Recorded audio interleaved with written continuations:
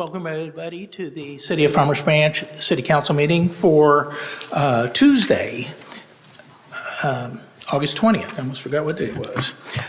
First up will be our invocation and pledges, which will be led by Councilman Neal. And let me just remind you, Councilman Jackson is voting or is here remotely this evening. Can you please stand, please? Dear Lord, we're so grateful for this evening to come together and do your work in our city, amongst our neighbors and our community, Lord. We're so grateful for all the things that you provide us each and every day. We just ask for your continued blessings. We ask that you help us to open our eyes, open our ears to hear and see those are the needs of our community, and help us to make the decisions according to your will, Lord. We ask all of this in your precious name. Amen. Please join me in the Pledge of Allegiance, please. I pledge allegiance to the flag of the United States of America and to the republic for which it stands, one nation, under God, indivisible, with liberty and justice for all. And the Texas flag? Pledge? Honor the Texas flag. Honor the Texas flag. I pledge allegiance to thee, Texas, one state, under God, one and indivisible.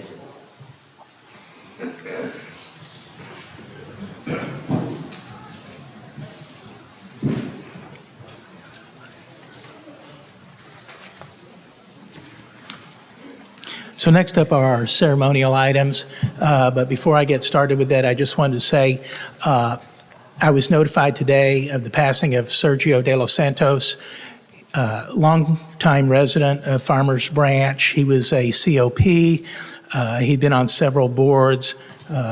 He, I believe, was instrumental in designing the branch connection when it was first redone as the architect on that project. And so big loss for our community, and so our thoughts are with Sergio's family, and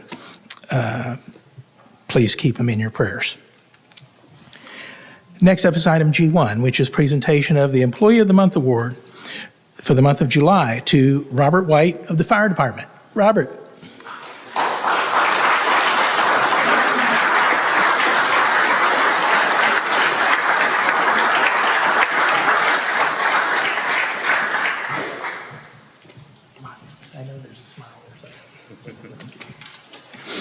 So as you know, every month we recognize employees in the city for their excellence and their accountability and trust, all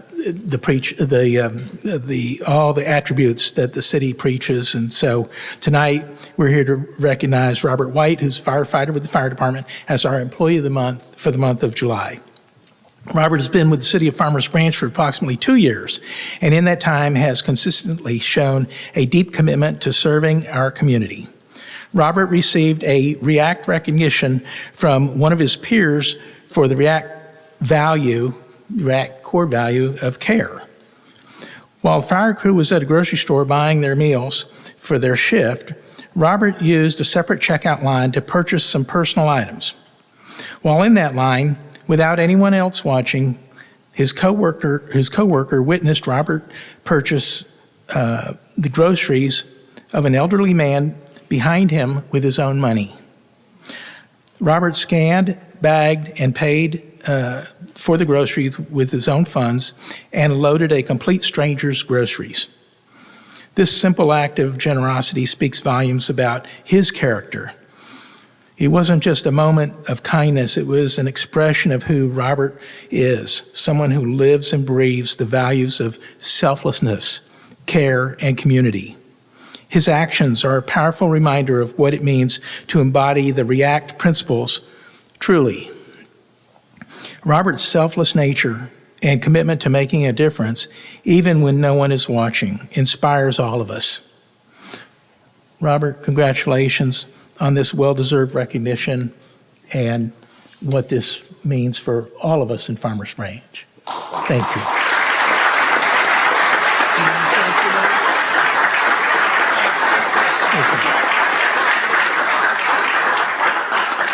Don't speak much, but honor to God. He's my everything, and without him, I'm nothing. Then the other two families that I want to recognize right now is my immediate family, my mom in the back, my wife that couldn't be here, and my kids, and then my extended family, my fire family. That's the reason why we're here. We're here for the community and to, serve y'all, protect y'all the best we can. That's.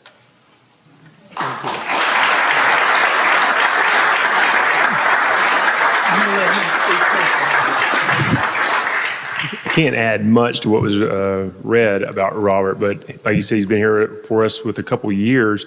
But the thing about Robert, he came in with 20 years of experience from another fire department.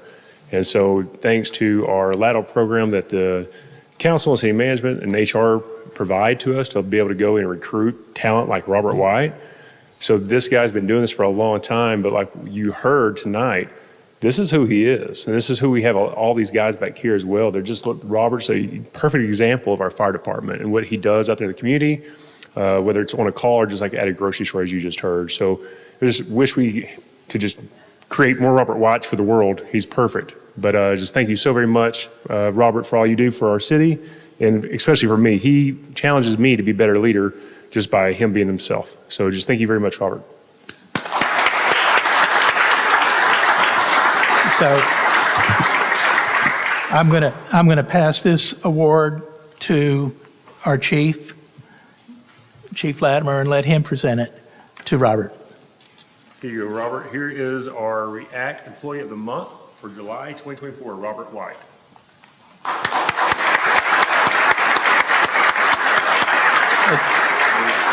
Do they want to say? Yeah. And so this is a great thing that our HR team, and Yoko doesn't like taking all the credit, but I'm going to give her credit up here. But she came up with this great idea of doing this. And so there's our trophy they pass around. They add little ornaments and different things to it that represent our fire department. And Robert selected a great one just to let everybody know. So there's a badge of the police department there. And so being selfless like Robert, we got a donut. That way we can resemble, being friends of the police department, so we can put that on there for him. So thank y'all again.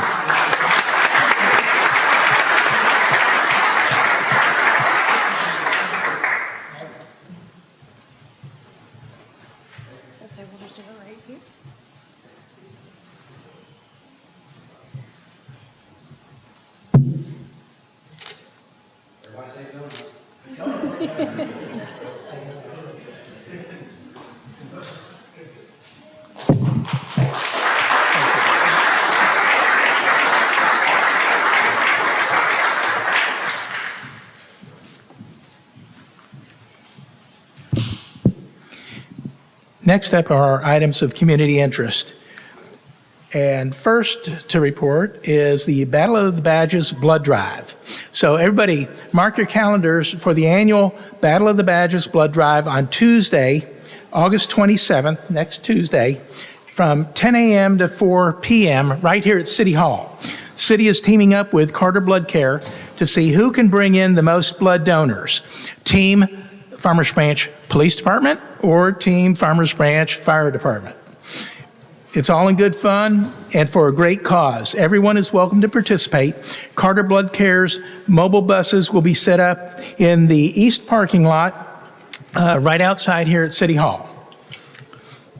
Farmers Branch Budget Town Hall meeting is coming up, so join us for this town hall next Tuesday also, the 27th, from 6 p.m. to 8 p.m. at the Mansky Library. This is your opportunity to get more information on the proposed fiscal year 2024-25 budget and ask questions of your elected officials and staff.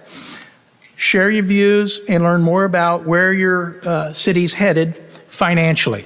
So that's next Tuesday evening.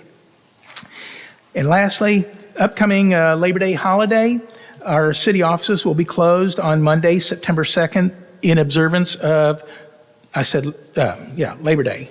Normal operations will resume on Tuesday, September 3rd. I always get Labor Day and Memorial Day confused for some reason, so just wanted to make sure I had the right one there. So that's it for items of community interest. And next up will be citizen comments.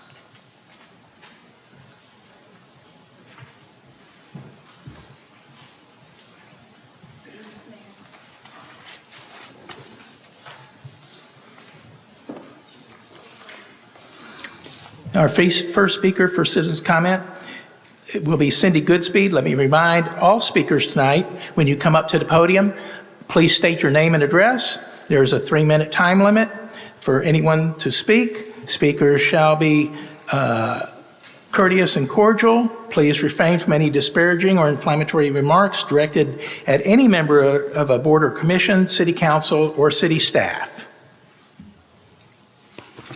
So the light will come on here in just a second. I can't see.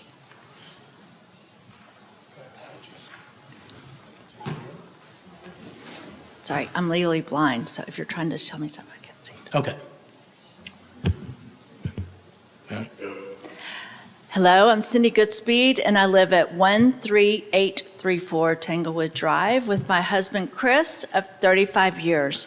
We've been in Farmers Branch for 32 years, and I am here tonight not to gripe and complain, but to say thank you to the Farmers Branch City Council. You guys have helped us make this our home. We've raised our 3 boys. They all went to Janie Stark, went to Vivian Field, went to Arl Turner. We've been involved in every PTA, every athletic boards, Little League baseball, all the football, basketball, all we could do with our boys through the city. Because y'all made this our home, I want to say thank you. It's safe and beautiful. Not only do we love to be entertained with live action on the fields and in the courts, because we do, we also love live entertainment at the theaters. We love going to Fair Park. We love going to Bass Hall. We love going to the Meyerson, the Winds Fair, New York City, and many of our community theaters in the Metroplex we've been to, and we love fabulous entertainment. Many years ago, our city council said yes to our community theater, and I want to say thank you for taking a step and saying yes. We have something now, the Firehouse Theater, that you guys helped walk beside our community theater and put in. It's fabulous. We've been to all these places, and excellence is #1 for us. You go to our Firehouse Theater now, and people in the audience are like, this is beautiful. This venue is awesome. And I'm just like, it's our city council stands up and walks beside excellence. And you do that, and I want to say thank you. Because y'all put in the Firehouse Theater, we now have the Mustang Station with all these amazing restaurants. It's awesome to walk over there, have dinner, and have people going, yeah, we're going to the theater. It is because y'all said yes, and y'all said yes to something excellent, and I appreciate that. You make Farmers Branch shine so that all the Metroplex knows to come here for great shows, and makes me so proud. I want to say bravo to y'all. Having things with great rewards comes lots of communication, lots of compromise, lots of talking and building up and standing beside things that make this city wonderful. Thank you for looking into our city and saying, how can we make our city shine bright in the Metroplex? And you are doing that. And I want to look forward to many great years with you guys walking beside the Firehouse Theater, supporting them, encouraging them, and working together through the good and the bad. I look forward to many great years at the Firehouse. Thank you. Thank you. Our next speaker is Norma Aguilar.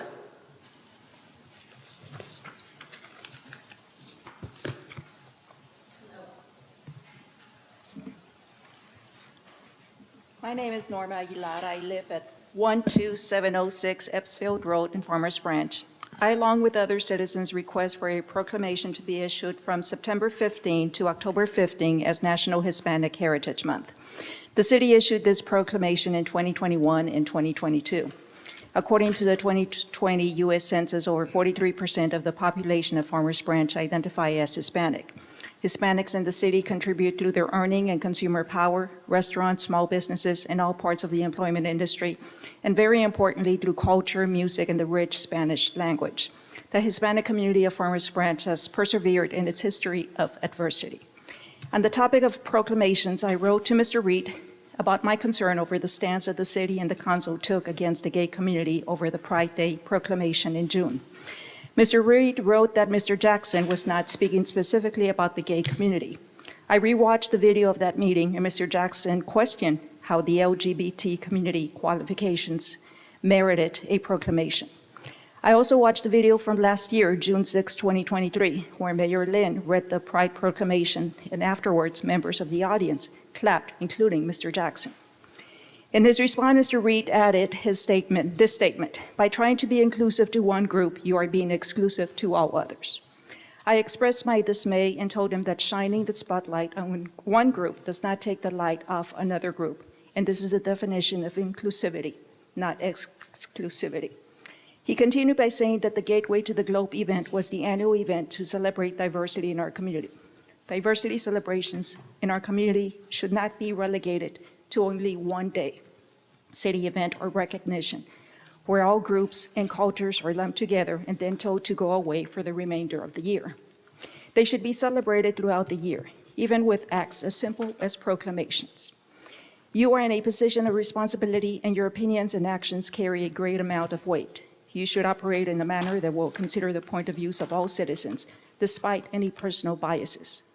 The visit at the August 6 meeting from the young lady, Ms. West, who spoke during citizen comment, should be a teachable moment for all of you to practice humility and realize the effect of your statements. At the June 18 meeting, where Mr. Jackson questioned the merits of the Pride Day proclamation, he stated that no other groups had received proclamations. This should not be a point to brag about. It is something to reflect on and ask, why are citizens not coming forward? The city has issued proclamations for a wide array of categories and very specific interests. Our proclamation request meets the guidelines under the category of arts and cultural celebrations. Mayor Lynn, the decision is yours.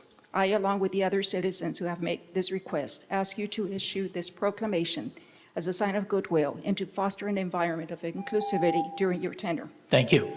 Please remember, this request is a Thank you. proclamation, not for an event. Thank you.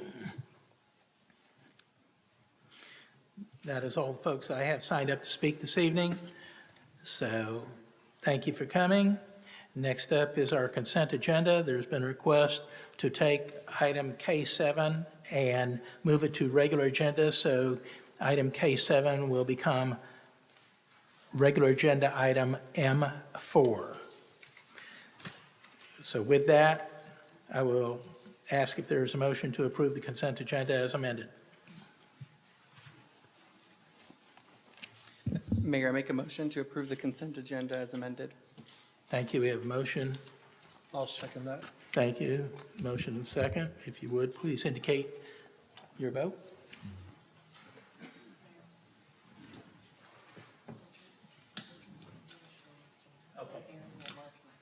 Councilman Jackson, yes. If you would, raise your hand. Thank you. They'll mark it for you. Motion passes unanimously. Appreciate that.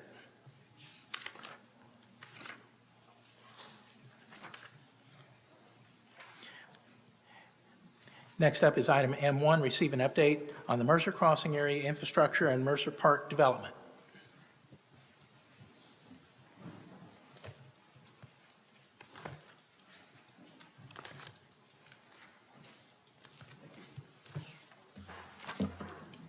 Good evening, Mayor, Council. I've got some guests this evening. Robert Diaz, Parks and Recreation Director, Ray Silva, the Public Works Director. We've got Sean Terry and Travis Biber from Centurion American here as well for this as part of this presentation, and we'll go ahead and get started. Just some background to get everyone up to date. Mercer Crossing development began in approximately 2017 with the developer Centurion American.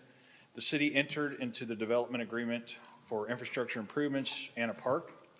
The development agreement has been amended multiple times. Staff is currently working with the developer on an amendment to the agreement regarding tree and art installation, which we can answer some of those questions here in a bit, that we will look to bring back to you at another meeting. Staff has also continued to work with the developer to complete infrastructure items and Mercer Park items outlined in that development agreement. And I'll go ahead and turn it over to Ray. Good evening, Mayor, council members. Just going to do a quick update on the public improvements for this West Side development, the Mercer Crossing area. I've been working with the developers, and I'm going to skip the very overhead lines for now, but I'll come back to it. On the ADA ramp installations, we had a couple, one at the northeast corner of Whittington and Luna, and then another one at the southeast intersection of Mercer and Luna as well. We have poured, those 88 ramps have been poured and completed, so they are done. There was a missing section also north of that intersection of Mercer and Luna. On the west side, that missing section of sidewalk has been poured, and it is all complete now as far as the public improvements go that were missing. One that we're still working and tackling together with the developer is to bury the overhead lines on Luna Road, both west side and east side. We made contact with Fiber Light, and they are working with the developers to get the payment and to get the agreement executed and get those communications lines buried as soon as possible. We're looking about 2 to 3 months to get that portion finished. That's all the updates for the missing public improvements that were done, and I'll answer questions later.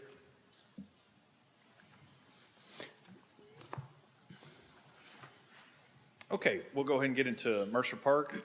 Just some highlights regarding where we are in Mercer Park. The developer had a list of items in the development agreement. Part of it was the trail, so they've installed the 10 to 12-foot hike and bike trail that connects Whittington Place and Chartwell Crest. They've been busy putting in the pads for the benches along the trail areas and in the park. And then where we are currently with the landscape, so the unique part of the development agreement was that the developer was responsible for installation of the trees. There's approximately 60 or so trees that they were responsible to install. The problem is the city was responsible for the irrigation. So where we're having some concerns is trying to put trees, having the developer put trees in August. So that's a concern we want to discuss with you this evening. And then another is that there's also a piece of artwork that was indicated in the development agreement, a dove sculpture. And so we need to kind of talk through council's wish on that piece, and we'll have the developer speak to that as well. So in regards to the rest, all the items that they've been working on, the developers have been very diligent, especially the last, I'd say, 6 weeks. I went by there today. They've done final grades. All the benches have installed. I know they had TDLR inspections last week. They, like I said, the benches, the bench pads, water connections and power. So I feel like they are making positive steps forward to complete their portion. And so we've just kind of got to the end of those items listed in the agreement. And we've got to, that's kind of where we want to come talk to council and get some input.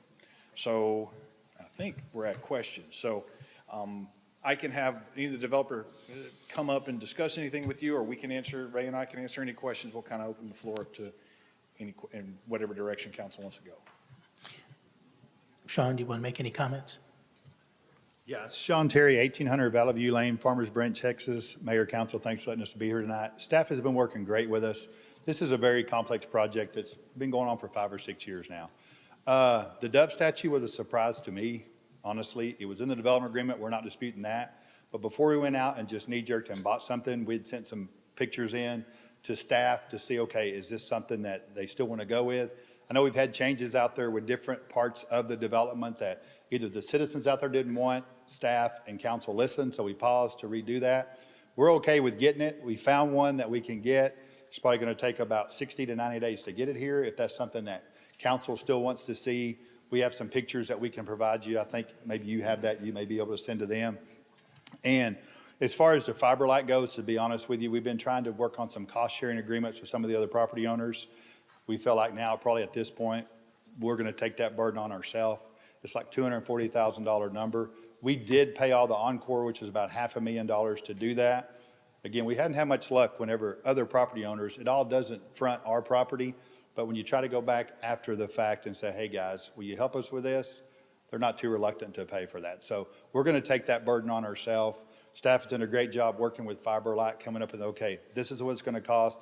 We're going to pay that. Then if we have any luck with the other property owners, meaning other developers, I'm not talking about individual homeowners, but on that Luna Road piece there.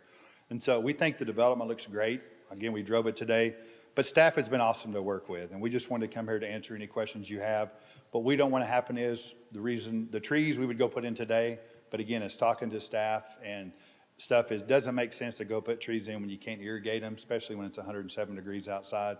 we're willing to escrow that money if we need to make sure you're confident with that as soon as the irrigation goes in, the money will be there to put the trees in, or we have no problem coming back and doing that after the fact.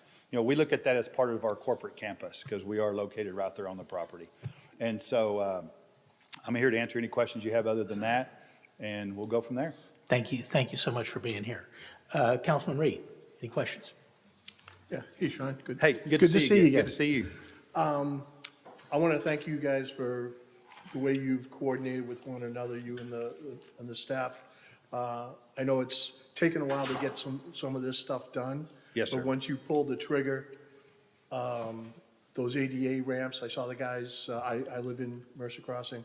I saw the guys working on weekends, getting it done, getting that pavement put in a couple of different places Yes, that sir. we hadn't mentioned before. And even a resident had brought to my attention a little swatch on Friar Street. Mm-hmm. And I know I brought it to city manager, we brought it to you guys, you coordinate, and it's taken a week to get it done. So I appreciate that responsiveness now that we got all that stuff taken care of. Well, So- thank you. And I'm telling you, I credit a lot to staff because when they let us alert us to that, well, we have a lot of projects all over the Metroplex. So we're hoping we can move crews to get things done. And Brock would have been here tonight. He just had a new baby.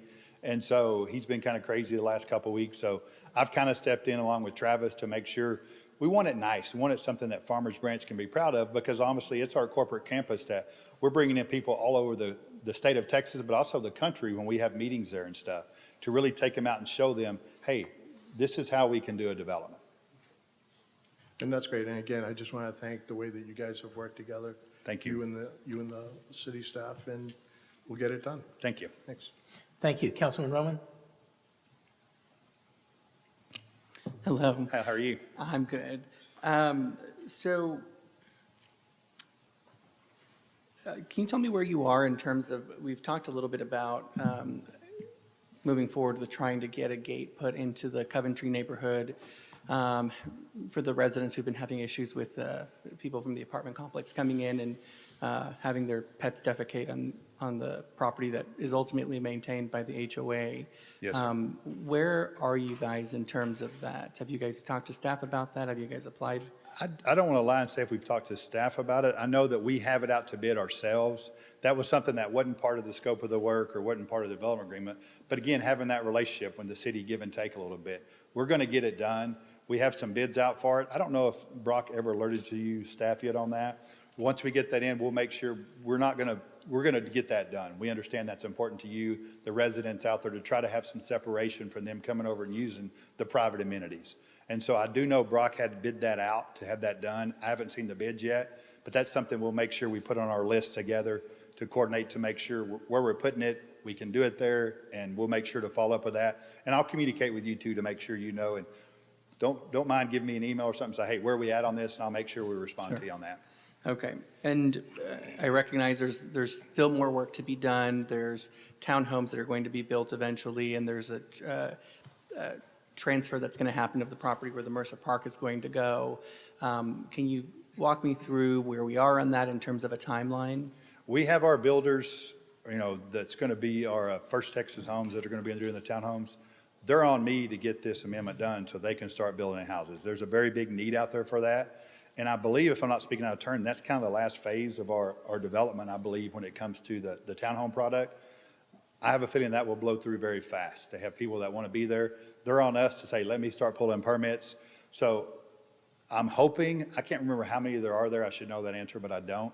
But I think as fast as we can get the permits, I think we'll be out of there as fast as they can build those homes because it is a sought-after area.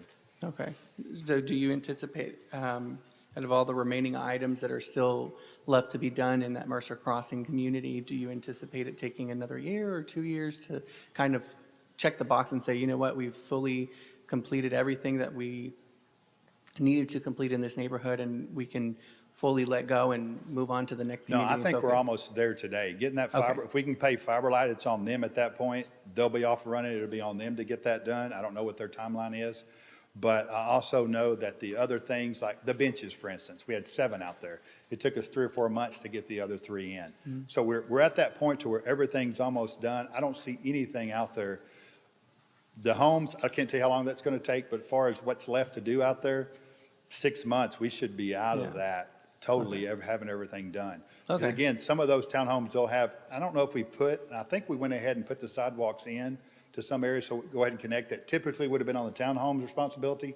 We went ahead and did that because we see the need of, we love seeing people out there walking around the neighborhood, so we wanted to keep that connectivity. Yeah. The only thing I can't answer is how long is it going to take to do that fence? How long would it take to get permits? That would be the only outstanding deal that I can see that may take a little bit longer. I'm hoping not, because it shouldn't take long to build a fence. Yeah. We just want to get with staff to make sure we're meeting all the requirements and making sure it's done right. Okay, and I appreciate you giving the timeline, because I think that helps me understand just how far we are along in the project and how much we have to go, and it sounds like we're right almost at the finish line, so. Yeah, and I want to say, I would challenge you sometimes to go look at other developments. We've done a lot.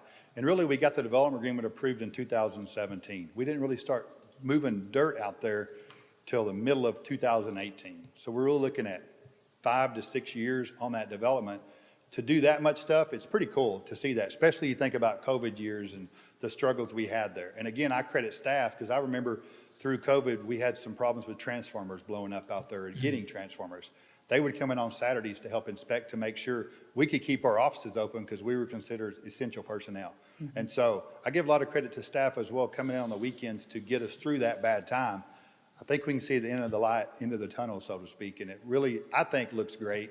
Finish these few little items, I think it's something we can all be proud of. Yeah, all righty, that's it for me, thank you. Thank you. Thank you.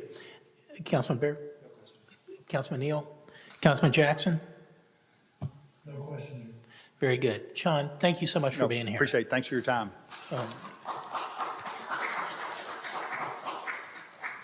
Okay. Next up is item M2, which I am tabling at this time.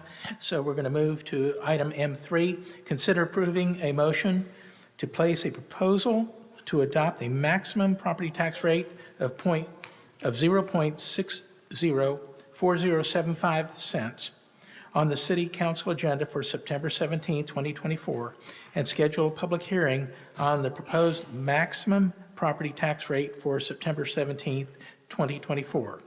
Both meetings will be held at 6 p.m. at City of Farmers Branch City Hall, located at 13,000 William Dodson Parkway, Farmers Branch, Texas, and take appropriate action. Mayor and Council, Tammy Zimmerman, Director of Finance, Fleet and Facilities. So tonight, we have the opportunity to go over our property tax rate and whether or not we establish a public hearing. So the Texas Constitution and the tax code require us to comply with certain steps when adopting our tax rate. So for the proposed fiscal year 24-25 budget, which was our city charter mandated that we put it out on July 31st, and that can be found on our website, we are proposing a property tax rate that is 2.75 cents of a reduction. And this is the largest reduction in 41 years for a new proposed tax rate of 0.54150. So you can see with this chart, we continue on that downward decline with our property tax rate. And part of what we're meeting on tonight is all with the Senate Bill 2 requirements. It's moving some of our expenditures for our fleet into an INS portion of our tax rate. That's the debt service. We're going to talk about that in a few slides later, where we talk about the two parts of our tax rate. There's the M&O and the INS, and we'll go into those terms. But what I want to point out here, in addition to this being the largest tax rate cut in over 41 years, if you recall, last year we had a 2-cent reduction, and that was the largest in 40 years, so this beats that. We have one of the larger homestead exemptions of 20%, and our senior and disabled exemption is $100,000. So again, the M&O rate is our maintenance and operation rate. And that is if you think of it in terms of your personal budget, that's going to be your food, your supplies, your insurance. And then there's the INS portion of our tax rate. And that is our debt. It's our principal and interest. And that is proposed for next fiscal year at 0.054236, so a little over a nickel. And we have already discussed what will be included in this INS rate. We had a voter approval of our, in May of 2024, where we had 8 million that was passed by the voters. So the proposed tax rate for 24-25, we're going to talk why we have all these terms right up here on the chart. This is mandated by the Truth and Tax Calculations that is put out by the Senate Bill 2, and that was in 2019. We have some new terminology. Well, it's not new anymore, but we have a voter approval tax rate and our calculation for this year, and that's what we have in this ordinance right now. That's the maximum, and that, if we were to exceed that, has to go to the voters. There's the proposed tax rate, which is in blue, and if you'll notice, that is lower than our no new revenue tax rate. And the no new revenue, it's kind of exactly what it sounds like. It's taking what we have in assessed values for all of our properties, all of our residential, all of our commercial, and the City of Farmers Branch, and what would that rate be to get the exact same amount of revenue as we did this year. So our proposed tax rate with the 2.75 cent reduction is lower than our no new revenue tax rate. So we're getting less property tax revenue next year. And that's in a climate where we are experiencing a decline on our sales tax revenue, and we're experiencing increases in cost. So we wanted to point that out because it's going to be a little bit different this evening if we go with the maximum tax rate of 0.604075. That's the voter approval tax rate. That allows a public hearing, and that's when the public can go and talk about what they want to see as far as their tax rate. The maximum, that doesn't mean you have to do it. We're proposing that you go below the voter approval tax rate. If you decide to put in this ordinance, we're just going to go with the proposed tax rate, which is below our no new revenue. We don't have to have a public hearing. So we had to go and reach out to Dallas County to see how we go about doing this, because it's there, this no new revenue rate, going below it, they haven't seen it in Dallas County. And we will have in our budget town halls, we'll have this comparative, and I'll have an updated chart. But we wanted to provide, especially to our seniors and to our residents, if I was to move my home to another city, because we get this question quite a bit, what would my tax bill be? And for the City of Farmers Branch, we're very much high up on that list of having the lowest homestead tax amount. And if you were to compare the senior tax bill for the same house, it would be up there towards the top. We'll have this in the budget town hall, and we'll have updated numbers and go over some of these. The reason why we do this is because it's an apples to apples comparison. Because you can have a lower tax rate in a different city, but they may not have the same amount of the homestead exemption or a senior or disabled exemption. Okay, so we have some options that we can have council do tonight. We can make the motion where we go with the maximum property tax rate, which is the voter approval tax rate of 0.604075, and that would establish a public hearing on the September 17th agenda, and we would have to publicize that notice. or you can modify it and go with a lower proposed tax rate, and we would not have to do the public hearing. Is there any questions? Council, anybody have any questions? No questions? Councilman Neal? Just real quickly, how did you derive the .604? Is that maximum? That is something that's calculated with DCAD. So we take all of our certified property values. So again, the no new revenue rate is taking the exact same amount of revenue. And then you're adding that 3.5% growth that we're allowed to have, and that gets your voter approval tax rate. So we're leaving that growth that's allowed of 3.5% on the table. Thank you. Tammy, I'd just like you to cover two things again, just for folks here, folks that are watching, and we'll probably get into this next Thursday evening. But one, sales tax has been going down. Correct. Okay. Two, property values, assessed values went down. Commercial properties were hit hardest in terms of a decrease. Correct. Actually, residential was up slightly, but the overall effect was that our valuation went from $10.1 billion to about 9.7? So we actually started out in May where they put out their preliminary values and it was over 11 billion. Okay. Up until almost a few days when they had to officially certify it, we were projecting 10.2. We were being conservative, but it dropped and certified at 9.9 billion. 9.9.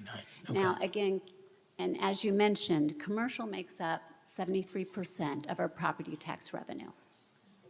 So when we lose businesses, So when that property tax for commercial goes down, the assessed valuations, that's why we can't give a larger tax rate decrease. it shifts the burden to the single-family homes. Correct. Right. Okay. Just want to make sure. I'm sure that'll come up next week also. So the other thing is, next week, it might be good to have an additional chart available that shows the effect on homes valued at higher values. I think we had talked about going up. You had the average home, then somewhere around 550 or 600, then somewhere around 950, I believe, just so folks could get an idea of the different effects. That's perfect. And actually, that kind of segues into something that I forgot to mention. So all of this information is on our website. There is a property tax transparency page on our website, and there's a calculator. So if you were to go on our website, there's a DCAD estimator. So you go put in your amount of your home value, you pick which school district you're in, which city you're in, and we'll give you an estimated value of your property tax bill. Very good. Thank you. All right. But we will also provide that at the town hall. Richard, Council Jackson, I'm sorry, I skipped over you. Do you have any questions? Can't hear you. Still can't hear you. I have no questions at this time. Okay, thank you. Thank you. Very good. Council, this item is marked for action. Would somebody like to make a motion? Mayor, I make a motion to approve considering the adoption of a maximum property tax rate of .604075 on the City Council agenda of September 17th, 2024, and scheduling a public hearing on the proposed maximum property tax rate for September 17th, 2024. Both meetings will be held at 6 p.m. at the City of Farmers Branch, City Hall, Council Chambers at 13,000 William Dodson Parkway, Farmers Branch, Texas, 75234. Thank you. Do we have a second? I second. Thank you. We have a motion and a second. This will be a roll call vote. Roll call vote. Councilman Roman. Yes. Councilman Baird, Yes. Councilman Reed, Yes. Councilman Jackson, Yes. Councilman Neal. Yes. Thank you. Motion passes unanimously. Thank you, Tammy. Thank you. Next up is item M4, which is K7 from the consent agenda.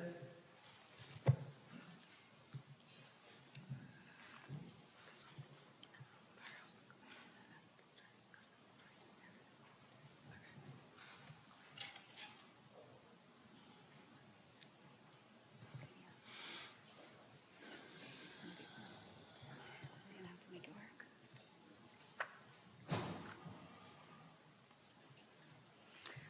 Hello, Perla Tavera, Director of Economic Development, Tourism and Planning, and I'm here to present item M, I apologize, M4.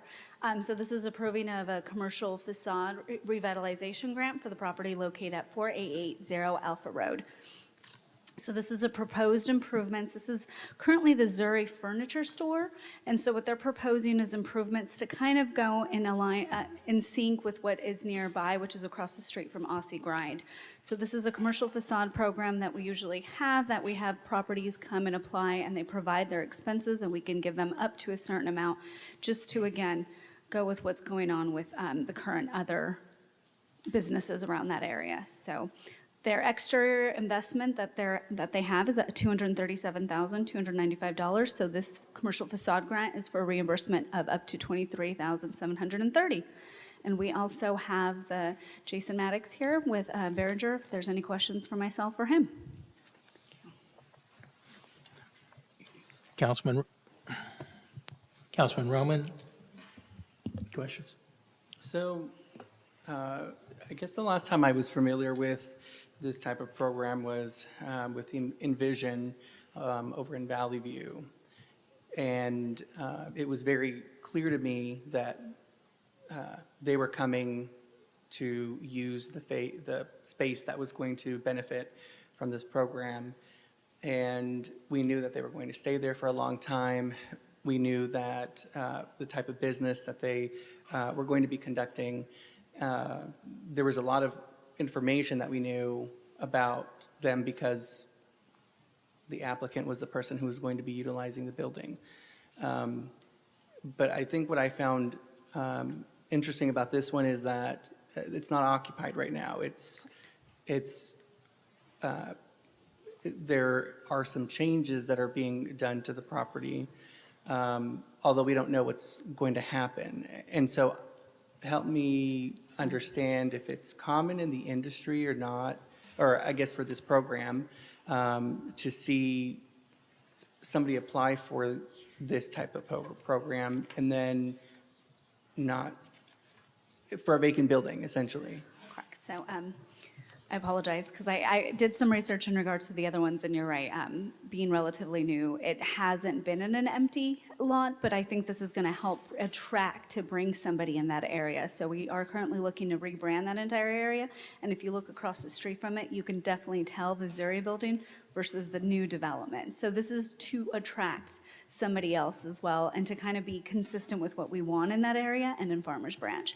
But it usually is with somebody, usually applicant that has already been there is the one applying, but as you can tell, this property, and again, Jason's here to help me, hasn't really attracted anything.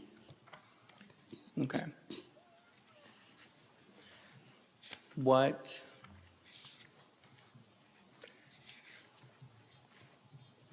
authority or what say would the city have, let's say we went ahead and granted this request of $24,000, and the use was not something that we would particularly be fond of? Well, if it's not zoned in the ordinance, they would have to come here. So if they wanted to create, an aquarium, I'm going to throw something out there. If they wanted to do an aquarium and it's not zoned for that, they do have to come for an SUP for it. So they would have to come back for planning and zoning and council approval. So it does have to still go within the zoning and the overlay district that it's in. Okay. Do you want an aquarium? No, and I think where my confusion is I think about long-term and, you know, what might go there. We're not really sure. And once the money's gone, the money is gone. I think this is an important program. I think it's necessary. I think grants like this show the commitment from the city and the city council that we're interested in retaining and attracting businesses.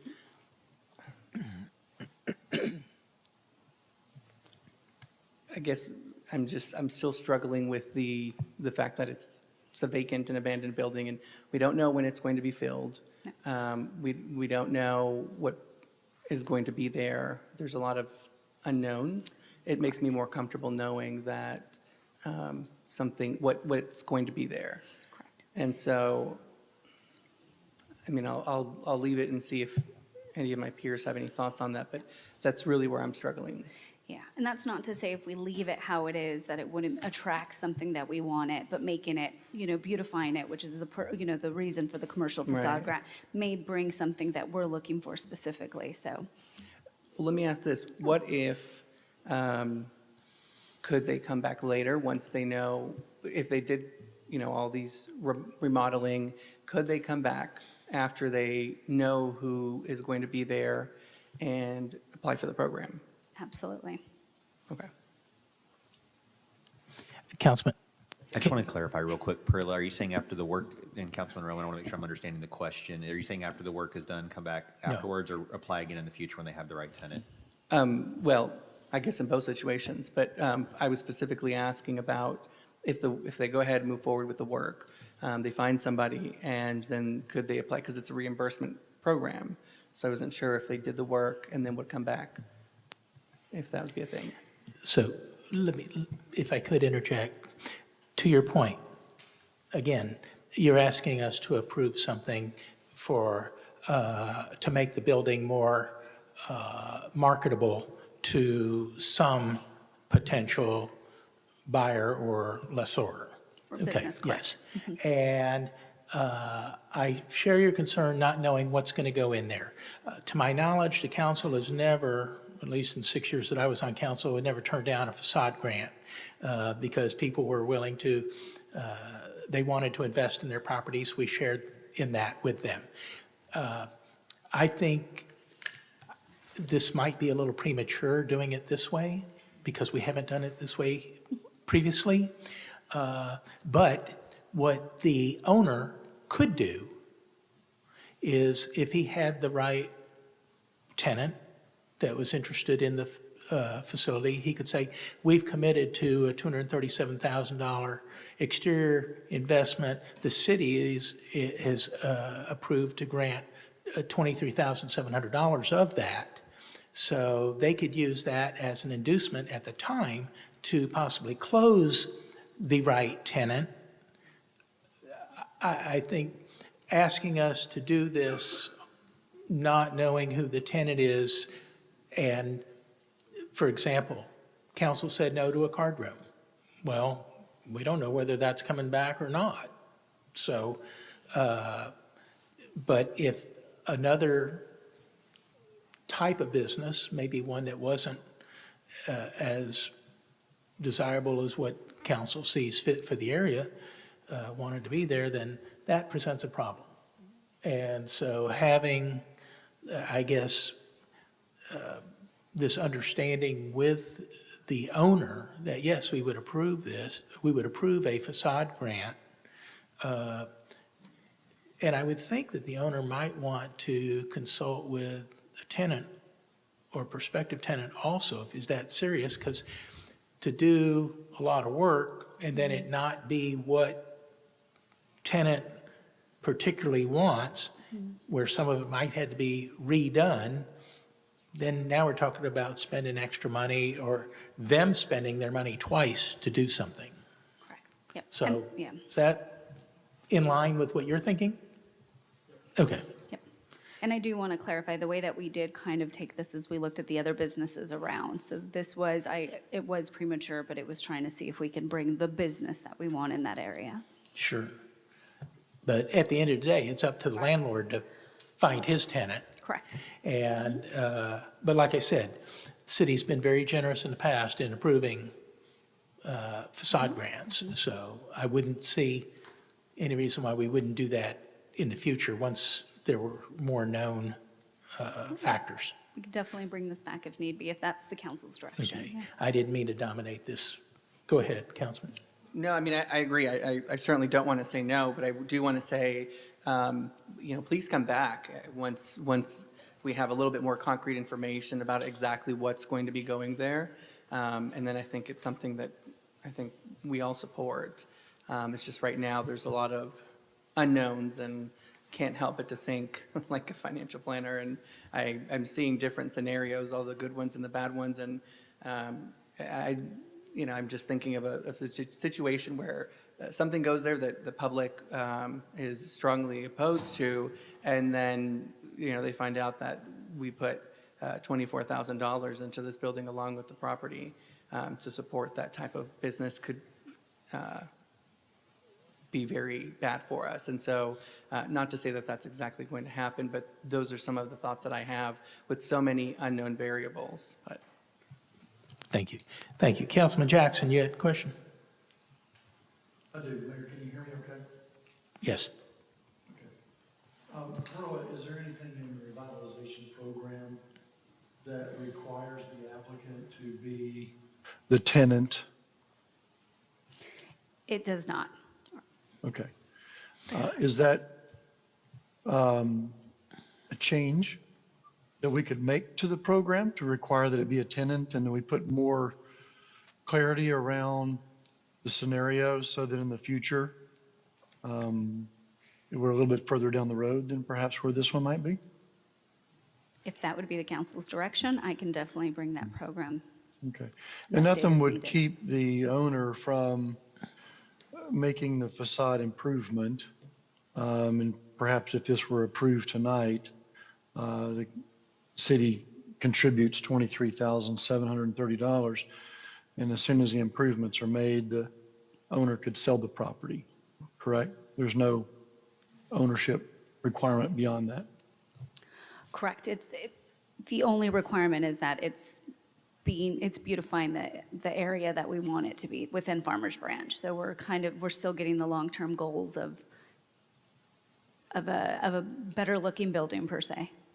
Understood. And that's the intent of the program, was to upgrade the fronts of buildings that are older, they're aged or tired, to, revitalize, Great. if you will, the area. Okay. I just wanted to make sure I understood the provisions of the program itself before we move forward. Thank you, Mayor. Thank you. Perla, is there a representative from the applicant? We do. We have Jason. All right. Hi, please come forward. Name and address, please. Jason Maddox, 327 Barnes Bridge Road, Sunnyvale, Texas, 75182. First of all, thank you all for considering our request, and I will also say I have enjoyed getting to know Perla through this process. She has been a pleasure to work with. I guess what I would say is that, and I suppose the picture that is on the screen actually is more generous to the look of the building as we sit here today. With the signs removed and the furniture store having departed, we think that it would be a very positive step forward for this end of Farmers Branch to change. We love the absolute location of this building. We believe that it has all of the things to attract the right tenant. I think tenants that you would be very pleased to have. We believe that the surrounding properties, as Perla mentioned, across the street, next door, certainly, begin and lay the foundation for the look and feel that I would imagine that the city would very much like to expand upon. We look at this program, and I will also mention that we are prohibited in the application from changing the facade for a full year from the time of construction. If we do so, we need to reimburse the city for any funds that you forward to us for that purpose. We look at this as part of the program to position this building to attract the right kind of tenant. We certainly every day. In fact, ourselves and our leasing and marketing team at Stoic Real Estate Partners are presenting this building to the marketplace with all of the great, facts that it provides. But one thing that does stand in the way of that process is the building and its current facade. This unfortunately is a little bit more difficult for our tenants, and we've had lots and lots of traffic coming through, to imagine how they would envision themselves within this building, particularly if this is a building that goes from one tenant to multiple tenants. So we believe that this grant and part of a larger facade revitalization would be something to push this building forward and this end of Farmers Branch forward. So that's what we were hoping for. The timing of the grant will help with that, and it will also help our efforts to bring what we think is this great location to be a great building and hopefully a success story for the city as well. Thank you, Mr. Maddox. You didn't have included in here any artist rendering of what you would propose. Is that? Is the second page on this PowerPoint? This was a very quick PowerPoint.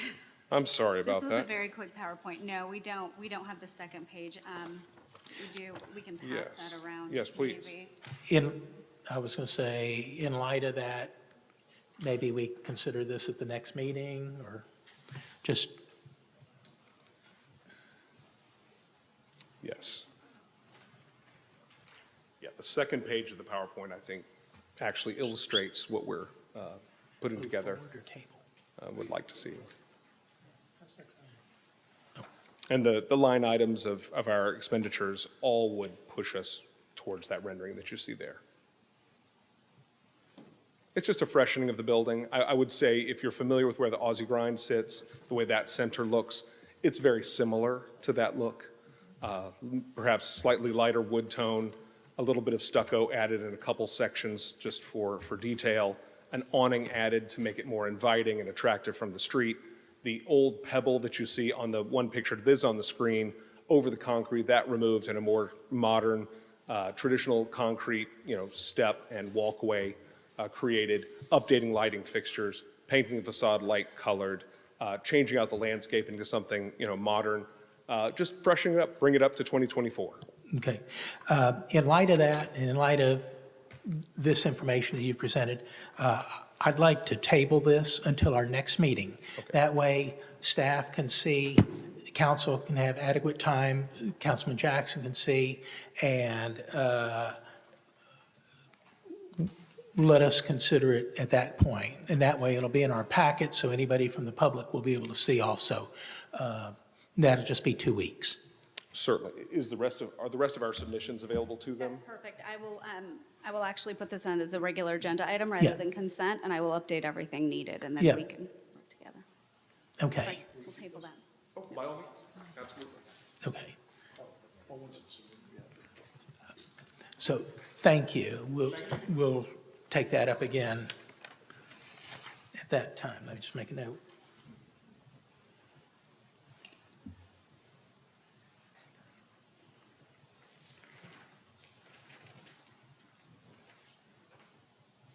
Okay. That concludes our regular agenda items for this evening. One thing I did not do earlier this evening was a report on study session items.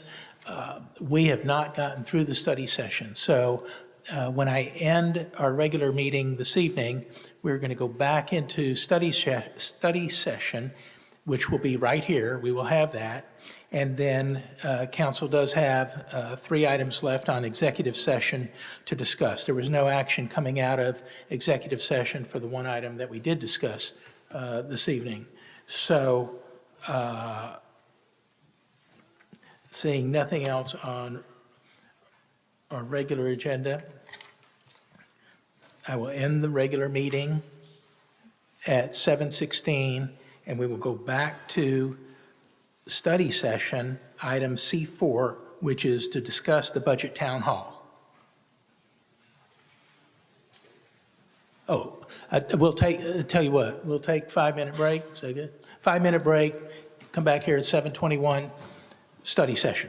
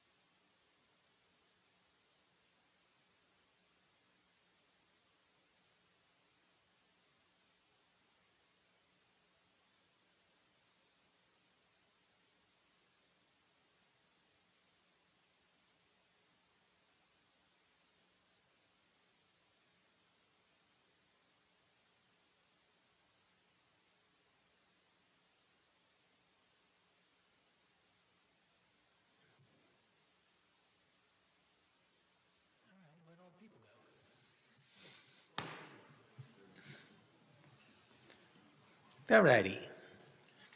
We will resume our study session. Next up is item C4, discuss the budget town hall. Good evening, Mayor and Council. Ashton Anders, Public Information Officer for the city. So tonight I'm going to be going through with you the upcoming Budget Town Hall. So the Budget Town Hall will be next Tuesday, August 27th from 6 to 8 p.m. at Mansky Library. We are asking that council arrive at 5:30 so that we can get the event started promptly at 6 p.m. So the comprehensive communication plan for the event in and of itself, we've started with the budget trifold, which Tammy will go into a little bit more later.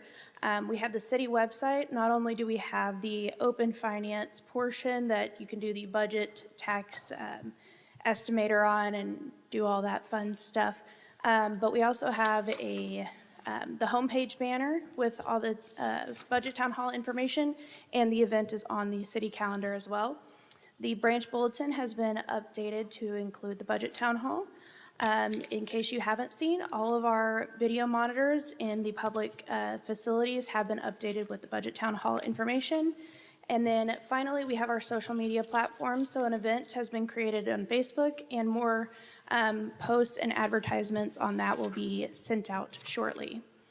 During the event itself, we'll have an information booth where we will have city staff like neighborhood services, code enforcement, police, fire, things like that there to interact and answer any questions that citizens and residents may have. We will also be taking pictures during the event so that we can kind of capture you guys interacting with our residents. Post-event, we will update the website with some more information so that anybody not able to come to the event can be provided with the same information. So this is a little bit of the budget overview, which Tammy will take over doing the information about the trifold. Thank you, Ashton. So what we have on the screen is last year's budget trifold.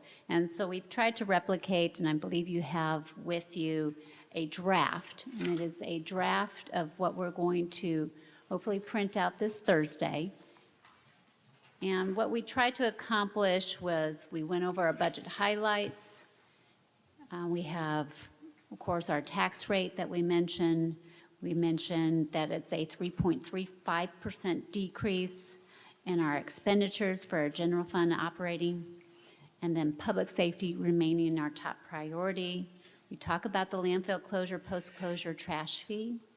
We also talk about some of our capital improvement funds and our fixed asset funds.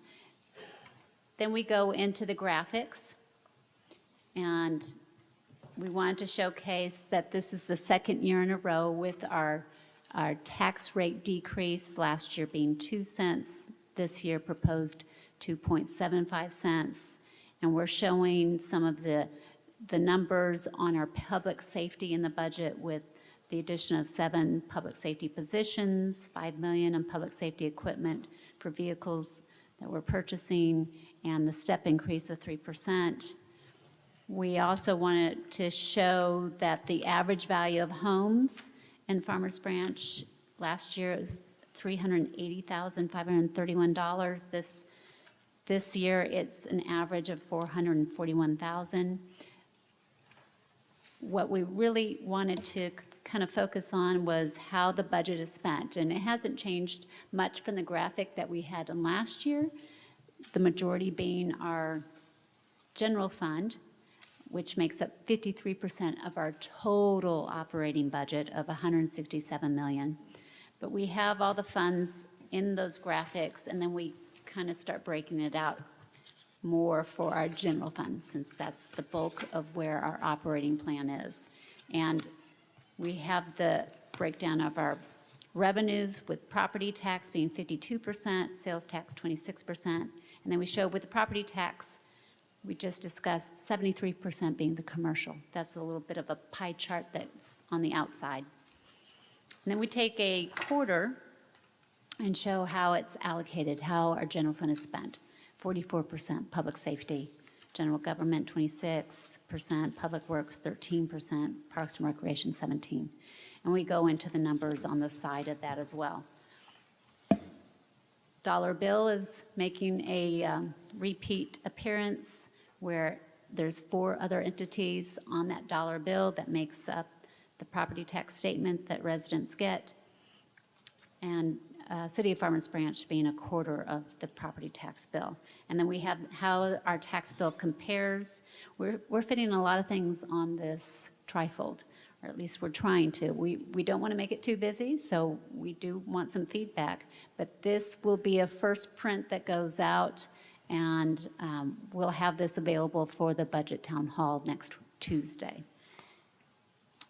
Is there any questions on what we have before you right now? I know the communications team, Ashton and Rachel Johnson, and all of CMO's office has looked this over, and we are open to any kind of discussion on. Council, any questions? Councilman Jackson? Thank you, Tammy. Based on the discussion we had earlier, can you guys hear me okay? Yes. Okay.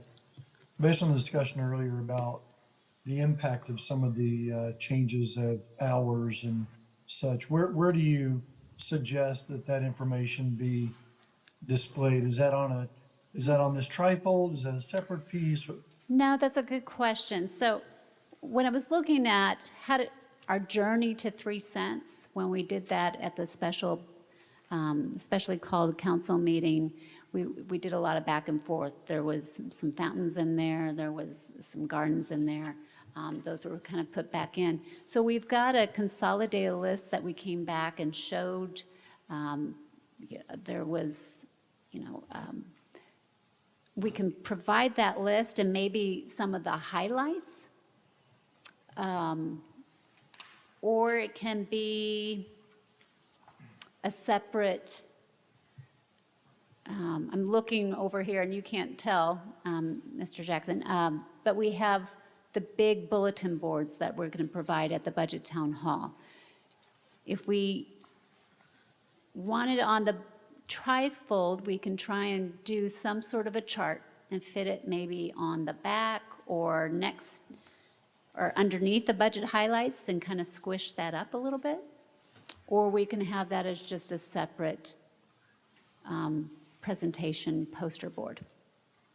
Yeah, I feel like the right place for it is in this trifold because that's the piece that residents are going to walk away with. However, it's already a really busy piece.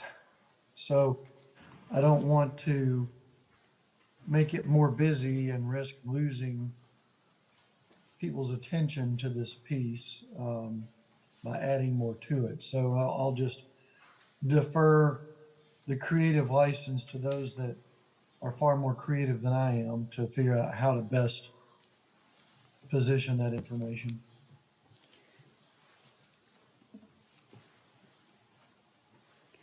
I think the main concern is you're going to have those residents that are looking to see, is the rose garden in there? Is the community garden in there?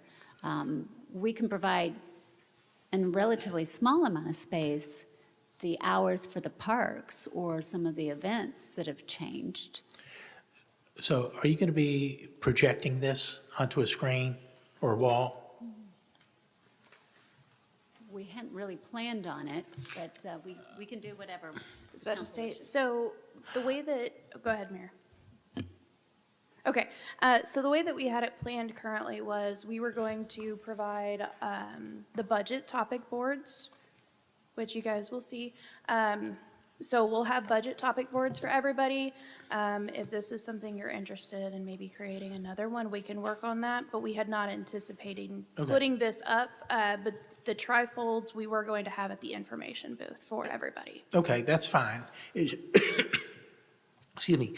It just, people, when they're making presentations, tend to cram too much stuff on a slide, or the print is too small. So if we're not projecting anything, don't worry about it. End my comment right there. One of the things we need to consider is I just found out that Councilman Baird might not be there, and Councilman Neal is not going to be there next week. not going to be there? Yeah, that's right. I shared an email with you, Mr. Mayor, and the That's right. city manager as well. So. All right. So we'll work to reassign Right. I these just saw- I activities. just saw the topic, so I just wanted to Yep. bring that up. Yep, and you told me that. Just hadn't marked it down yet. Okay. So I'll get with the city manager and we'll get that revised. Richard, will you be there? Thank you. Okay. Okay, so just to kind of wrap up this a little bit, so the plan for the budget town hall, once we get there, is to have a welcome note by Marilyn at 6 PM. And then after that welcome note, we'll move into, we'll transition into some interactive, more workshop style sessions so that everybody can interact with their districts and residents. So as you can see, we've got our budget topics here. We'll adjust accordingly as we need to. But you'll be able to go into some of these topics in depth with residents that have questions. Like I said, budget boards similar to this. This will not be one. This is not updated. But similar to this will be there at the event for you to show some of the graphics and things that will be on the trifold and things. We will have talking points for each of you. You'll get those by the end of the week. And then city staff will also be there to help you if you have any questions or if you need any help. And then this slide just kind of goes into a little bit of what Tammy talked about earlier about what next steps are. So obviously we have our budget town hall next Tuesday, the 27th. From there, do we need the public hearing? Okay, we'll have the public hearing for the budget on September 10th. And then that following week, September 17th, we will wrap up the budget discussions with the budget and tax rate adoption. And I am available for any questions. Council, anybody else have any questions? Richard? No? Okay. All right. Well, I think we're good. Thank you. We'll get her done. Next up is item C5, review and discuss the demo rebuild program and provide direction to staff.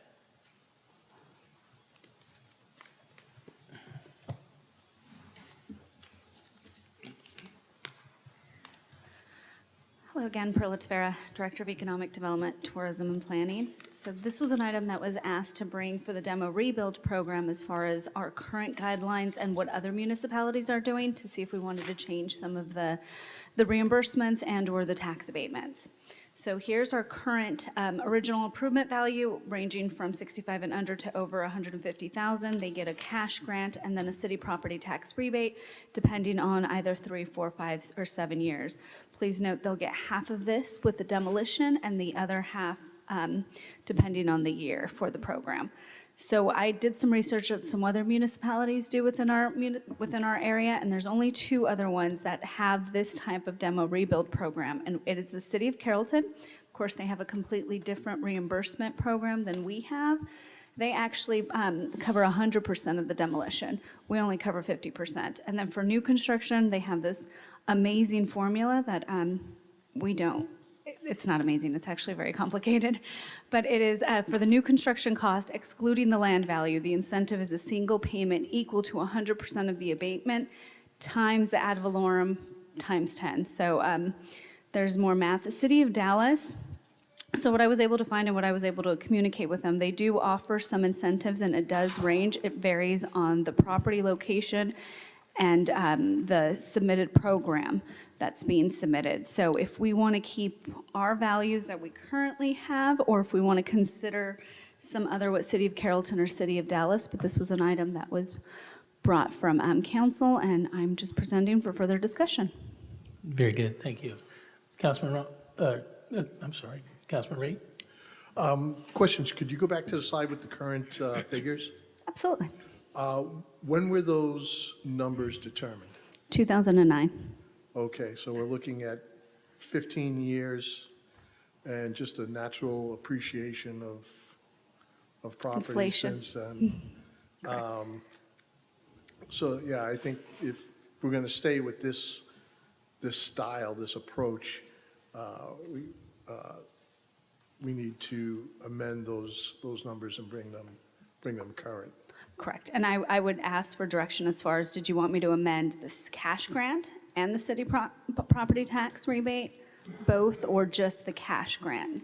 Because the property tax rebate will go up based on the assessed value.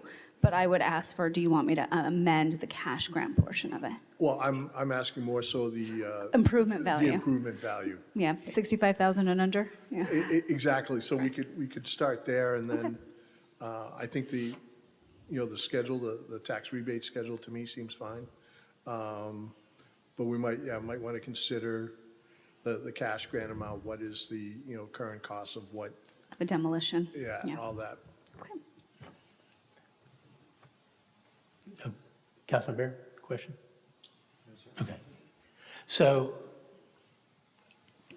before I get to you, I've been carrying this sheet of paper around with me for years in my book. This is the program as it was, as you have it here. And I continually, after several years, keep making notes on it because $65,000 or less is not really valid for today's economy. And so my latest, and I'll just tell you, and I can give you a copy of this, but, the whole purpose of this was to incentivize people to step up and take the step to tear something down and rebuild, which was going to add huge value to our city. And the awards granted pay back many-fold over time. Our payback comes over time. So I have my latest version. This is 3 revisions later. $65,000 or less went to 100 in my latest. Now, I'm just putting this out there for thought. I would say we don't take action. We're not taking any action tonight, but we can print this up so everybody can have it to take a look at with a $35,000 incentive, leaving the 3-year length. Then it went to 101 to 150 with a $25,000, 3 years instead of 4. 150 to 190, we'd go to 15,000 with 3 years instead of 5. And then 191 or higher, no award, 5-year abatement. Okay, I'll have Ben make a copy of this and give to you. But just trying to present something that's more realistic of where the market has moved to. And I would be very interested to hear what Councilman Reed has to say about that after he's had time to look it over. That's his business. Question I have is, what is the source of the value? Do we get it from DCAD? Correct. Yes, it is DCAD. Okay. So if, that's fine for land, but as far as the actual property value, if it's the structure The itself. structure's on there. The assessed value would be on there. Yeah, DCAD is not that accurate in regards to assessing property value. A lot of times, especially if it's a property that is severely in disrepair, I think the DCAD value is going to be much, much higher than what it is. So I think I don't know if we want to get some sort of separate, if we want to stick with DCAD, that's the simplest and it's free versus potentially getting some sort of appraisal process put into place. Have a third-party appraiser go out, take a look at it, determine what the structure value is, and base it on that. Those are points to consider. Okay, thank you. Councilman Neal. Yes, can everybody hear me okay? Yes. First, okay. Yeah, thanks for the presentation. I have slightly different questions that these numbers, I would agree with the council general that we need to update these numbers for sure. But what I'd also like to see is what has been our ROI, our return on this program. It's been in place for at least 15 years. I know our returns come back over time, and we've had about 15 years. I'd like to kind of see that, yes, we are making, substantial return on this, so we can share that with the residents to see the value of the program. So I'd like us to. I believe that we had, Allison showed us one time a sheet of every home that had qualified, and she had the current, she had what it was purchased for, or what the original improvement Assessment, value was, and what it's now assessed at, which might be a I mean, really good. I like the program, I really do. It's just, Yeah. it'd be able to help show, the return of this program overall, so Correct. I And think that would be helpful, so. I can provide that when I bring this back up for update. The only other comment that I'd just like to make is that we be a little bit careful with our numbering in light of recent downturn in tax revenues and budget sort of going down, that we be mindful of that as we allocate or appropriate funds to this program. So that's the only comment. But thank you very much. Thank you. Councilman Jackson? Yeah, thank you, Mayor. Thank you, Perla. I agree with you, Mayor, in concept that I think we need to update the improvement value ranges and also the cash grants. I don't know what those numbers are. I think a good starting point would be just using inflation factors to determine what is a $30,000 grant worth today versus what it was back in 2008 or whenever it was. I also think that we should shorten the time frame on the rebates to 5 years. The program was put in to incentivize, new homes growth, increase property values. It's done a great job of doing that. So many thanks to those homeowners that came to Farmers Branch, used this program, the developers that took advantage of those incentives and used it, to bring better quality housing stock to Farmers Branch. And the last thing I'll say is I'll agree with Councilman Neal. I'd like to just see again the quantification of the returns on the program this far. I do somewhat remember what it was that Allison had showed, but I think that'd be good to refresh as we go through this discussion. Absolutely. It's something I want to be refreshed as well, so I can start working on that for everyone. Okay, anything else, council? Great, thank you so much. Thank you. Next up is item C7, receive an update from the mayor and council members regarding board liaison information from outside organizations and other meetings attended. Councilman Rowan, Councilman? No? No? Councilman Jackson? Anything? All right, I got a few, so I'll read off.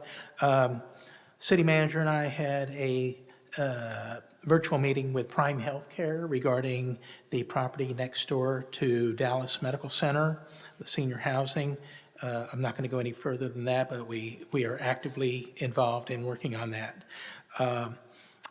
Second item, I attended Congresswoman Beth Ann Dine's job fair at Globe Life Field. There were over 500 companies that were there. A huge turnout. They were expecting about 22,000 people to show up. I think over 30,000 did, looking for jobs. The Farmers Branch Police, the City of Farmers Branch, and NTEC all had booths there to do recruiting. It was a great event. Wasn't the best venue to have it because it was just way too much walking around, but it was very, very well attended. I attended the last RTC meeting, which was held in Irving, and had discussion with Michael Morris, who is the Director of Transportation for the North Texas Council of Governments. He was specifically asking about Valley View street reconfiguration. We'll talk more about that at another time. I was invited to attend a luncheon for Make It Count, which was formerly known as Bees Kids. It was a charity that we used to support in the city before we pared down our list. And they have a summer program for kids in need. And so I put them in touch with the MetroCrest Hospital Authority for them to try to receive some funding for next year that way.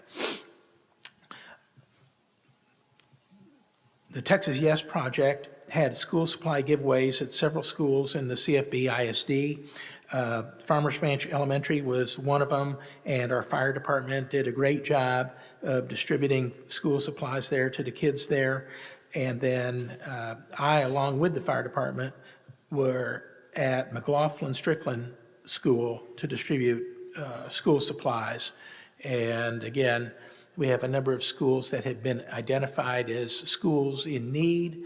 And so this is a great program that is put together by a company out of San Antonio. They have a number of sponsors, including Thomas J. Henry. And they do this program in like five of the major cities here in Texas. So kudos to them for giving away free school supplies to children.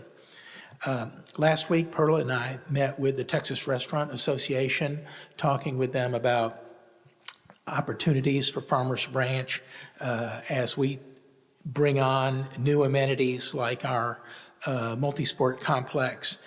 And with all the activity that we have here in Farmers Branch with various sports activities and now this complex coming on board, we need more dining options for not only our residents, but we need dining options for people who are going to be here visiting and participating at these venues. So she and I are working on that.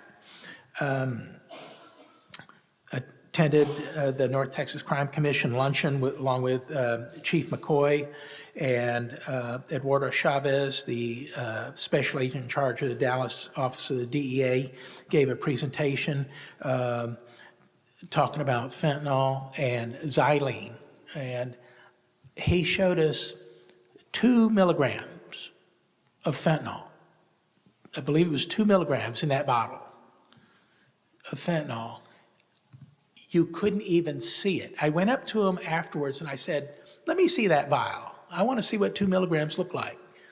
And he pulls out this bottle. It was like the most minute specks of dust can kill you. It was amazing to think of something that you could barely see with the naked eye can kill you. I was just floored by that. But it's a problem. So they're continuing their efforts to educate and have a presence in schools and whatnot to educate kids. It was a very informative meeting.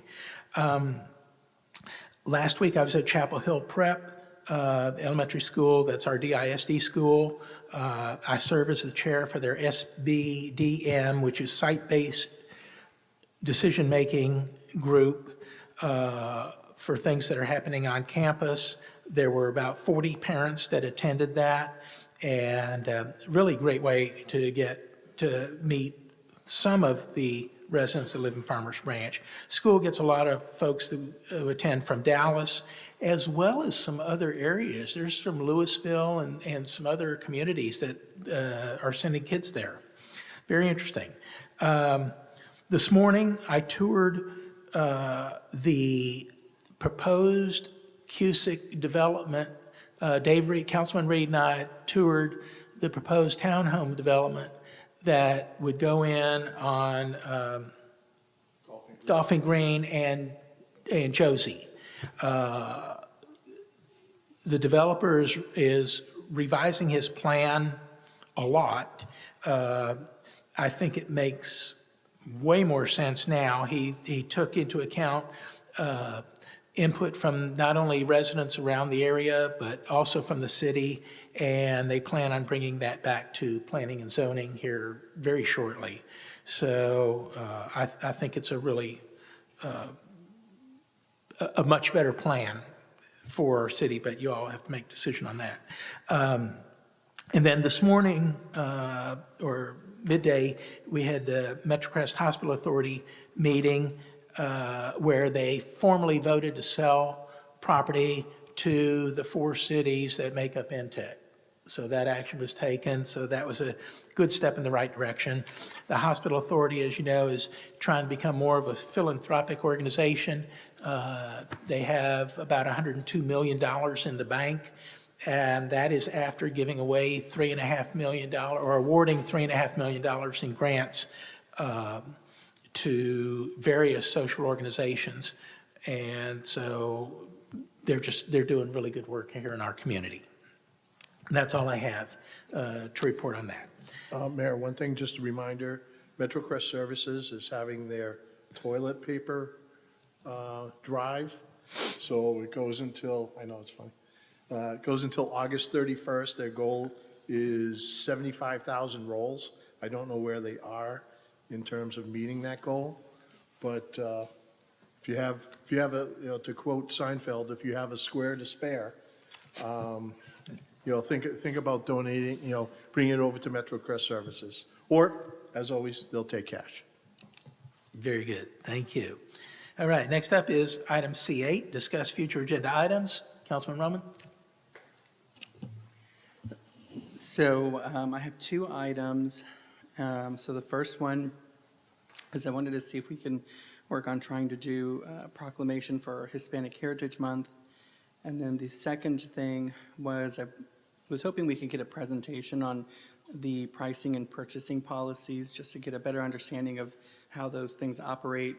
I've heard some feedback from residents about that, and I'm just not well-versed enough to really understand the intricacies of how that works, so I think it'd be a good educational opportunity. And then I know we sort of kind of rushed through C3, and so I was hoping maybe we could find some time to go back to that one if possible, and that's it.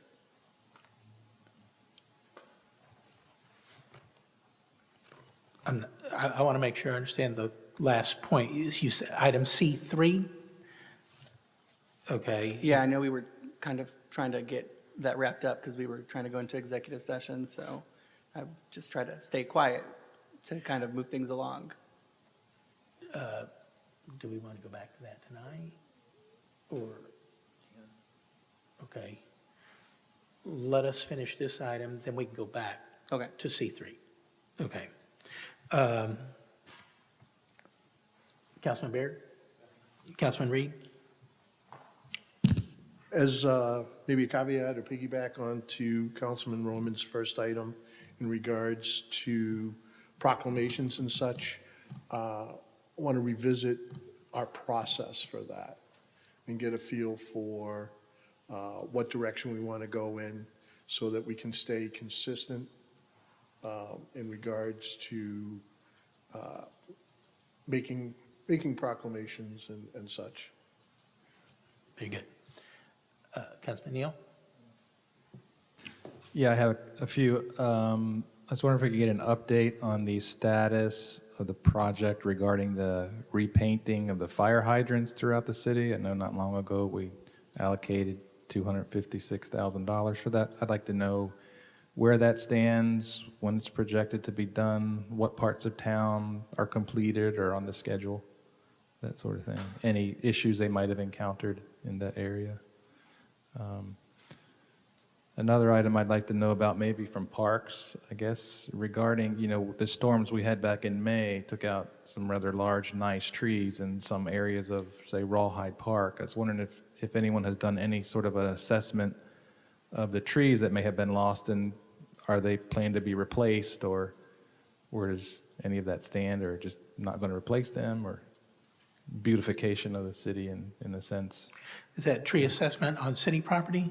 Yeah, like, they're in Rawhide Park and other parks, and I don't know if there's a plan to replace them with trees or shrubs, if Okay. any. So, All right, and, yeah, that's it. That's all I have for now. thank you. Councilman Jackson? Yeah, Mayor, I do have one. I think pursuant to our conversation tonight with the revitalization program, the facade program, I think it'd be good for us to get a review of the details of that program, qualifications, and perhaps consider some updates based on that discussion. Okay. Okay, thank you. All right. With that, we will reopen item C3, which was discuss topics for the proposed fiscal 2024-25 budget meetings and related timing.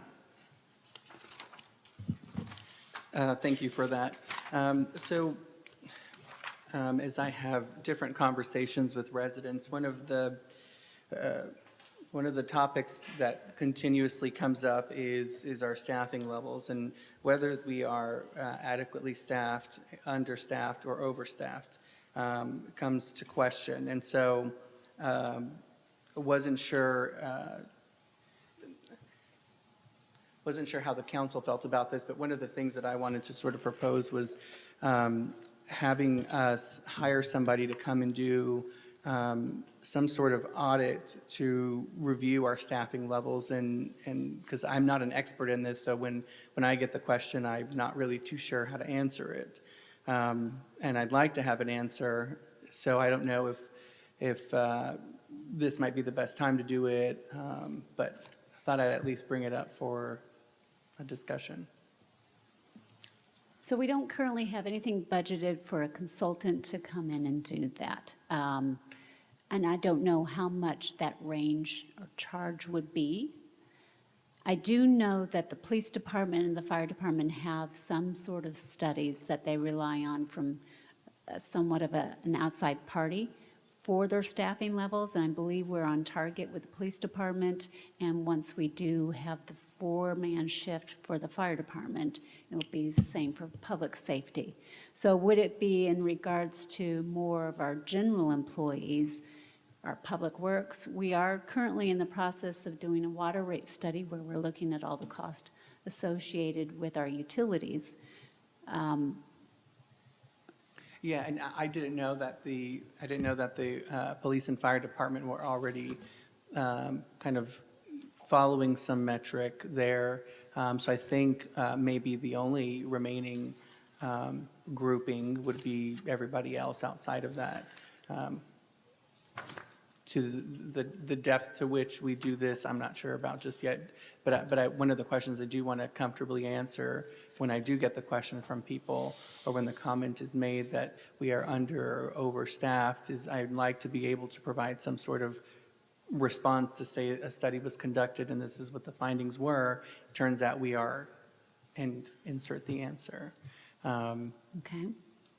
And so I know that you don't have the pricing or where to, there was no warning that this was coming, but just as I was thinking about it more and more, I've hesitated bringing it up, but I think that might be the best way to kind of actually approach that conversation when it does come up. So there's Okay, that. and I do want to point out that we do have some consolidation of departments and reducing some of our staffing. I know when you start comparing to other cities and, code enforcement for this city has, less than, they may not do as much as our particular department does. So we can definitely reach out and see how much a consultant would charge for that type of service and what would be the parameters. And that would be in regards to general employees only. Yeah. Because utility department's a little bit of it's a different beast in that it's an enterprise fund. So not to say that we couldn't do that as well. We are kind of already in that process as we go and figure out the fees that we're charging and all of our capital projects and our day-to-day expenditures for that fund. That it would be more for... I think for me, I want to understand, do we have the appropriate organizational structure? Are we operating in the most efficient manner? Are we adequately staffed in different aspects of the services that we provide? Okay. So we can get back with you on that. Yeah. I don't have, unfortunately, I don't have anything budgeted for that in this proposed budget. Right. So do we continue forward with what we have as far as the staffing that's in the proposed fiscal year 24-25 budget with the option of looking into that kind of a study? Or is there something that we can go and City Council of Governments go and do some sort of an analysis in-house? I'm trying to gather what would be best for you to answer those questions. We can provide organizational charts and show how many employees are within positions within code enforcement or animal services. We have a lot of part-time staff as well that helps out with recreation and animal services. So what would be the best way for you to answer those questions when they come up? Would it be, we're going to be looking into that, or here's our organizational chart? We've already slimmed down in these areas, and we can show you where we've had a consolidation and just fleet and facilities, or we've had it in other departments as well where we've consolidated. So I was hoping to hire an outside consultant to come in and do that research and that study. If you give me an organizational chart, I can't tell you anything about it.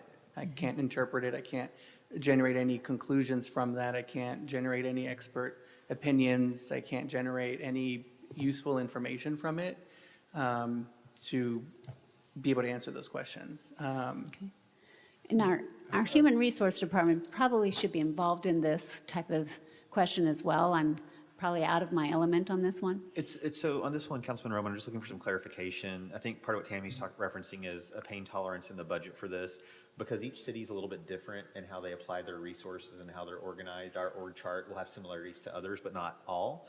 They would really need to take a look at everything, hundreds of positions, analyze them, the work, the inputs, the outputs, and then cross that with the service level expectations of the residents, the council, and the businesses. Typical studies like that are 6 figures, and I just want to make sure that's okay, and are we getting direction to shift the budget now and either change the tax rate, cut something else, or how do we get there? Because that's part of it too, is where would we like to get the money from, and is the tolerance from council okay? Depending on that one, police and fire are pretty standardized, so has some metrics that are easier to adapt to the police office departments.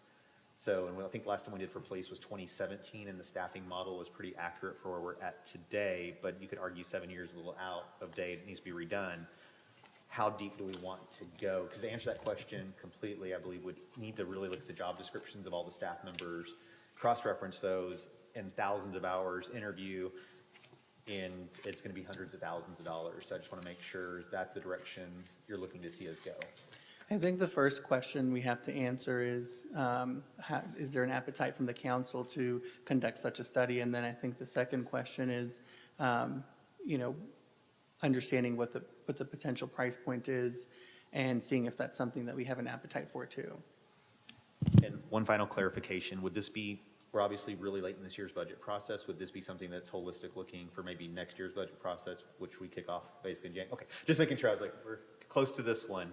So we the council. I would suggest that we have additional discussion on that, and we'll put that on maybe a future agenda item to discuss too, because based on where we are in this year's budget, but valid point. Okay. All right, any other comments on that? No. I did forget, oh, thank you, Tammy. We're good.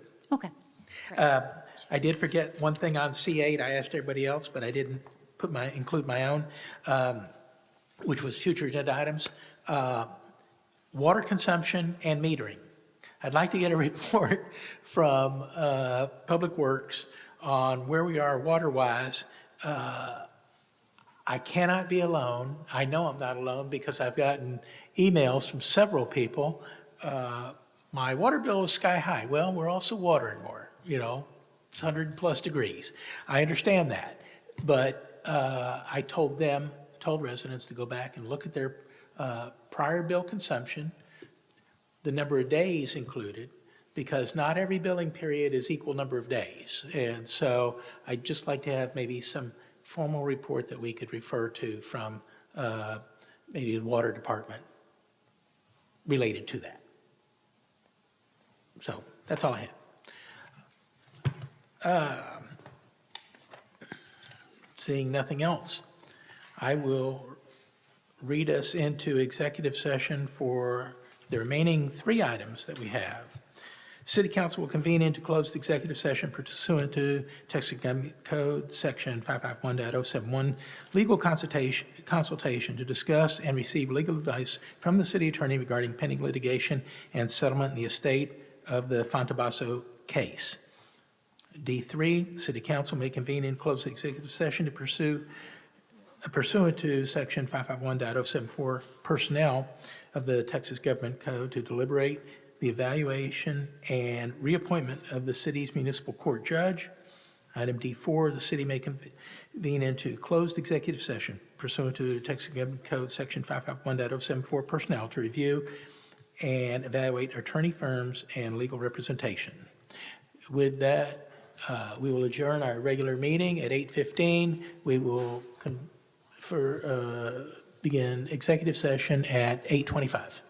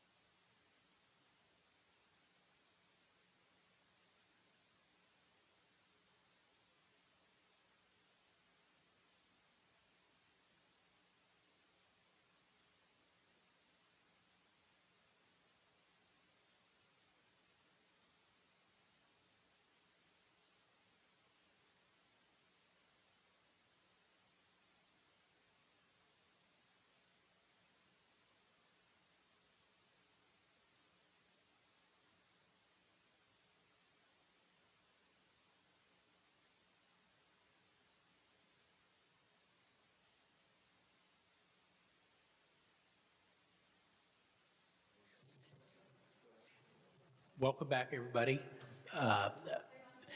We just finished executive session. There was no action to be taken out of executive session. So we will, Are we ready? Hold on, they're not ready. Okay. Not ready. Yeah, we've got to log in the Grand Fest to get this. Thank you. Now we're ready. okay. Welcome back. There is no action to be taken as a result of executive session this evening. So we will adjourn our meeting at 10:05. Thank you very much.